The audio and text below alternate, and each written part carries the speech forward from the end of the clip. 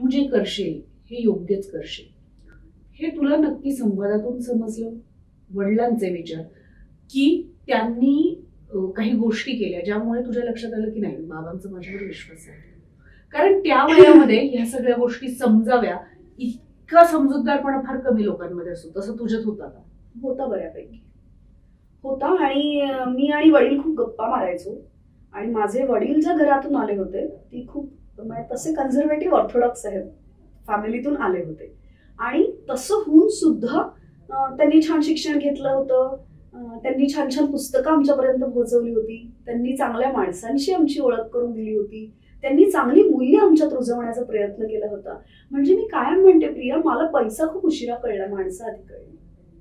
आणि ह्याचं श्रेय पूर्ण माझ्या वडिलांचं आहे. ह्या सगळ्या गोष्टी माझ्या वाढीत होत्या. आणि मी जेव्हा हे करायचं म्हटलं तेव्हा त्यांनी विरोध नाही केला, त्यांनी करून बघ म्हटलं.